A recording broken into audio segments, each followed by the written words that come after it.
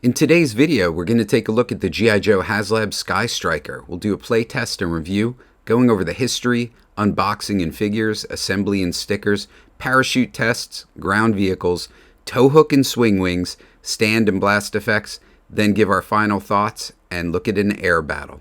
The F-14 was one of the most advanced fighter aircraft of the 70s, 80s, and 90s. It was developed as a long-range interceptor to defend the Navy's carriers against the increasing threat of air and sea-launched anti-ship missiles. The Tomcat's most identifiable feature is the swing wings, which allow the F-14 to engage in high-speed dogfights with the wings swept back, but also low-speed recovery and takeoff with increased ordnance loads when the wings are fully extended forward. And while the F-14 was probably best known for its appearance in Top Gun, the Skystriker was released in 1983, 3 years before the release of that movie.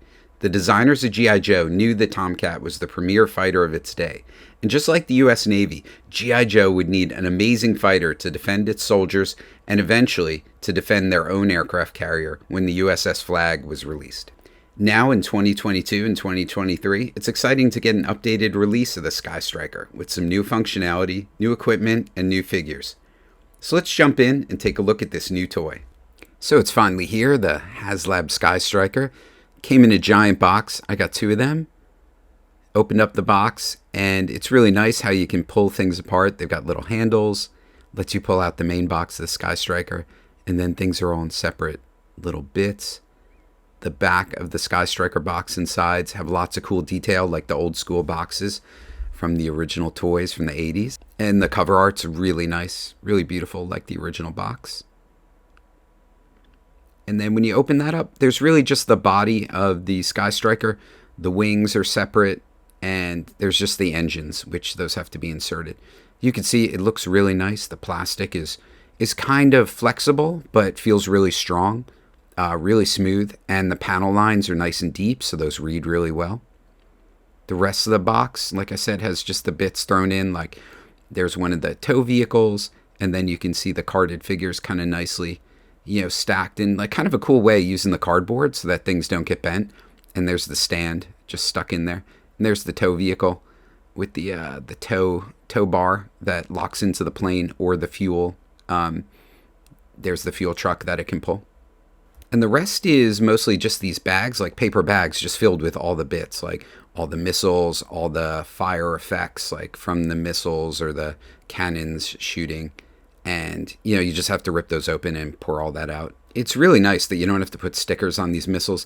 It looks like you have Phoenix missiles, which are those big ones, then some drop fuel tanks, and then some Sparrow and Sidewinder missiles. They call them something different on the Joe directions. But you get a lot of things, and it feels nice, like unpacking all this and kind of figuring out all the little bits and sticking them onto the plane. So now let's take a look at the figures. Like I was saying before, they're stacked really nicely. The way they use the cardboard to just kind of slide the cards into is really nice. It seems to hold them really well. The stock of the cardboard that the figures are mounted on is really nice and thick. They're unpunched. All the bubbles looked good on mine. I didn't really meticulously look them over, but it seemed like they were stuck on there really well. The file cards are nice and big. They're the more detailed. They're not the multi-language ones, so they could get more text on there and more description. And you can see all the figures from the Skystriker Haslab on the back there. The thicker card back, though, did seem like tough for my son to rip open, so I had to help him with that a little bit. But these definitely felt like, just getting a new toy and ripping it open. Got the cool feels from that, so that was pretty awesome. And all the figures in hand, they felt nice. They kind of feel like the newer O-ring figures, though. Less hard plastic like the original O-rings. And this kind of has a softer kind of vibe to it. Like the texture is a little bit different. But it's nice having those new hands. Didn't have to worry about those breaking. All the joints on mine so far seemed really good. Everything worked. The helmet on Ace popped on really nicely. That was good. You always worry about those things being kind of loose. I really like this Night Ops ripcord. He looked really cool, all in black with his gear. My son thought he was a scuba diver, but he looks really neat. And, he's got the helmet and lots of gear and stuff like that. I thought that was a little lacking in some of the figures. I wish they'd had a little more gear, but he felt really good.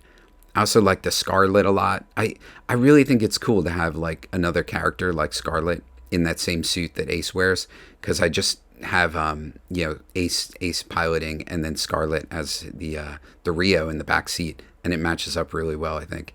It did stink that Scarlet's crossbow doesn't have a handle. I'll bring that up later. Overall, it was neat to get all these figures. I thought they all looked pretty good. The Cobra ones were little, not super exciting to me. Like, I felt like the Scarlet was really neat because it's a brand new kind of figure that I haven't seen. Whereas getting a Cobra Commander and some troopers wasn't it exciting, as exciting. But getting the ground crew, the guy with the batons and stuff, would be neat to set up with the Rattler and kind of set up, a cool kind of air base or something for Cobra.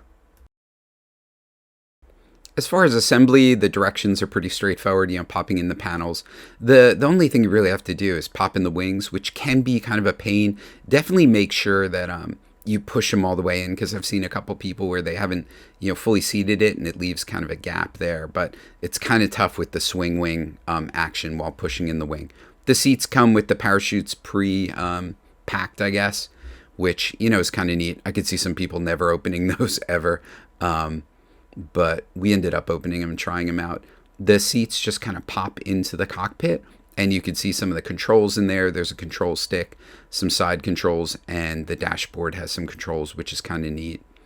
So getting the figures in, I put in the back figure first. I think that's the best way to do it, and then put in the front figure.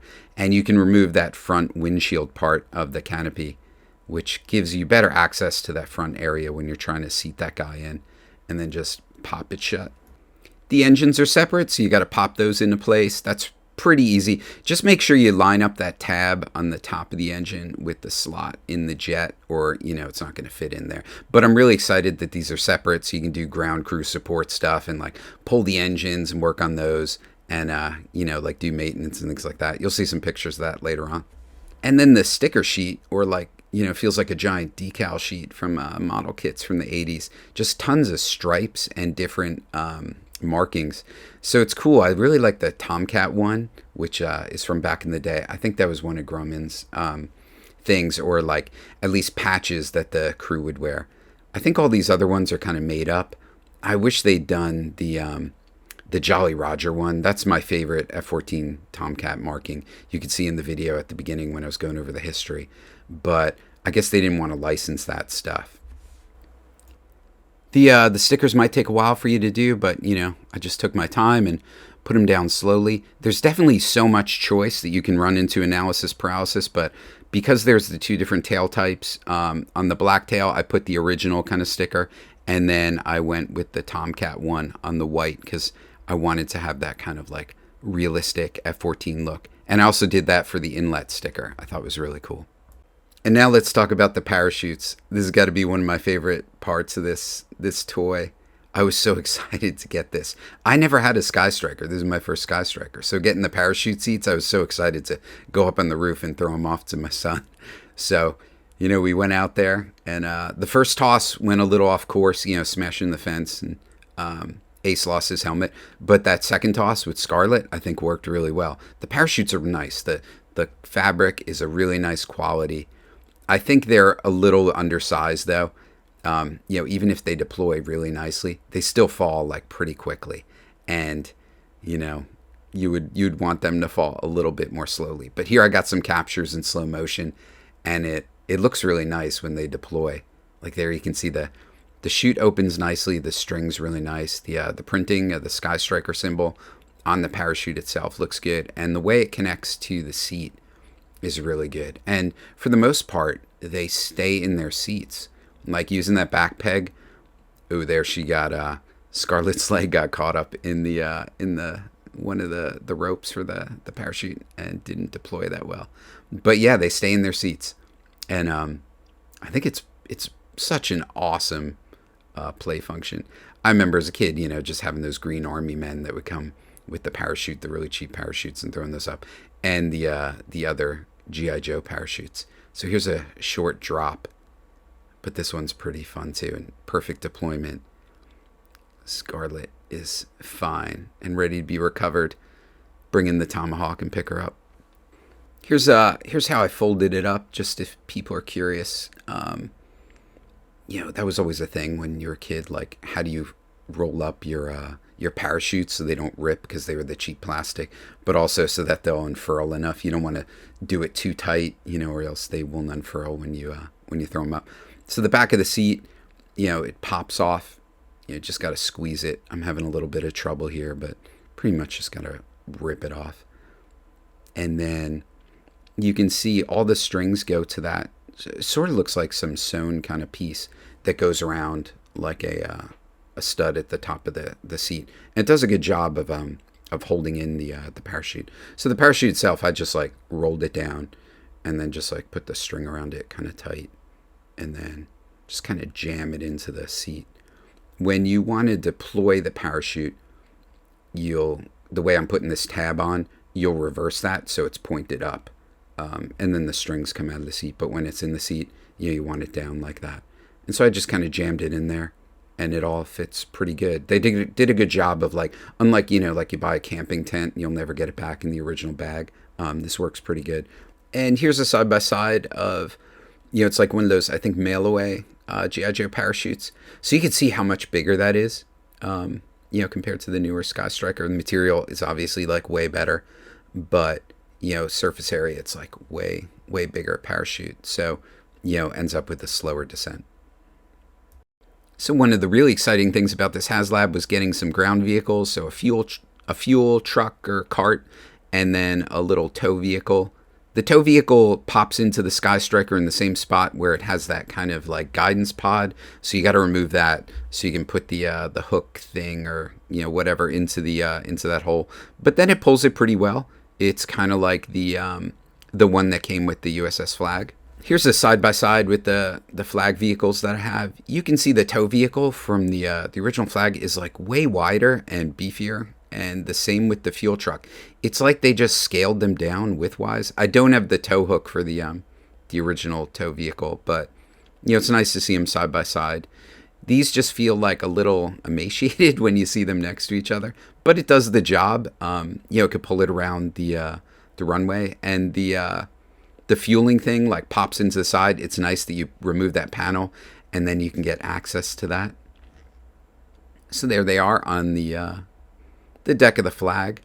The panels on the other side are nice. How you get access to the machine gun there, and also the way to clip the ladder onto the side so that your pilots can climb in and out of the of the Skystriker, and then the cool panels that remove. It's really nice how they did those in the two different colors of plastic, so that some of the wires are white and some are gray. So it feels like you can really see the innards of the Skystriker when they're working on it. And like I was saying before, the removable engines, I just love that. So a few months ago, I made this crane and like 3D printed my own engines kind of in anticipation of this, and they ended up scaling pretty well. So this cart can kind of hold the engines when they're, something goes wrong with the turbofan, or they got to replace something, or just check the oil, whatever they're doing. And I'm just glad they added all those removable panels and little details that really didn't need to be there on the toy, but really add to its playability, and especially displayability for something like this. So now let's look at some of the really cool new play features on the Skystriker itself. So the new tow hook looks really good. It's very realistic. The original one had like this removable piece that didn't really look like the real one, but you can see there it's designed to engage with this wire on the deck of an aircraft carrier and slow your plane down. So this really does a nice job of looking just like that, and actually works. It also acts as the sort of like way of triggering the landing gear. Just pushing it forward and backward. And you can see here the landing gear comes down and up. The only problem I've had is that the front landing gear doesn't want to stay up or stay down. So sometimes it pops in and out. I got to maybe open it up and look at that. But here you can see a simulation of a landing on the Flag. So it touches down and the tow hook catches. Unfortunately, the front landing gear collapsed. So might need to do some touch-up paint on our Skystriker after that. Now we'll take a look at the top of the Skystriker, and we've got this feature where we can extend and retract the wings, which is the big F-14 feature. That's what makes the F-14 so cool. So What's neat is now the landing gear and the wing spread is separate, or separate functions, so they don't depend on each other. So we can take off, you definitely want to take off with the wings out. That gives it more lift. You can see the fire effects there, so really cool feature. Here's a shot where you can see more of those fire effects, like when it was taking off. So I put some on the missiles coming out of the guns at the front, and also coming out of the rockets, I guess, or not the rockets, the jets in the back. So you just got the afterburners on, launching I guess that would be like a Sidewinder missile, and firing his cannons, 2 cannons. I think they have 14, or most jets only had 1 cannon, but here they went with 1 on either side. So pretty tough airplane. You can see the plastic again. Those deep panel lines look really good. The plastic feels really good, and it looks good with that nice shine to it. And all the missiles, they all stay in really well. The base here works really well.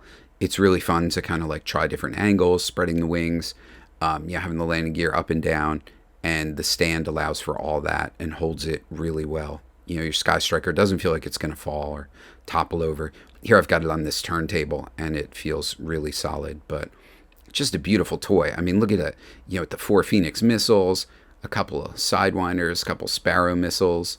It just looks like, ready to take out any kind of Cobra, aircraft they send at it. So maybe we should take our aircraft and do a little air-to-air battle. All right, while we're watching this amazing dogfight in action, let's summarize what we think of the toy. Overall, I think it's really impressive. Opening that box and seeing everything inside was just stunning. I guess the few wishes I had, or gripes, are I wish the canopy wasn't so dark so I could see the figures inside. The landing gear not staying up kind of sucks. Like, I got to figure out what's going on with that. Like, maybe something's loose, but I want to be able to land my plane and push it around and not have to worry about that front gear collapsing. Scarlett's crossbow didn't have a handle on it, so she can't really hold it. And I'm not sure if I'm missing a piece or if it ran out of plastic or something. That's kind of weird. And then not getting the ground crew for the flag, the ketchup and mustard guy, the red and yellow guy, that's a bummer. Like, it's no one's fault. We just didn't have enough backers, but it would have been so cool to see them on the deck of the flag. But that's it for, the few gripes I have. This toy just displays so nicely. And as you can see, it's a blast to swoosh around in a dogfight. This will definitely not be sitting on the shelf. And the parachutes, they're so fun. Once it warms up, we'll be doing tons more throwing them off the roof and, off of the jungle gyms and, figuring out different ways to shoot them up into the air to watch them float back down. Being my first Skystriker, I am blown away. I was always avoided the Skystriker because of the size. The Tomahawk, the Dragonfly, and the Conquest were all I thought I needed, but this is a really great toy, and I'm so glad Hasbro made this and that we were able to get it. Well, I think that's it. Tried to go over everything I could possibly think of with this new toy. Thanks for watching our video. I hope you enjoyed it, and that we'll see you in the next one. Yo, Joe.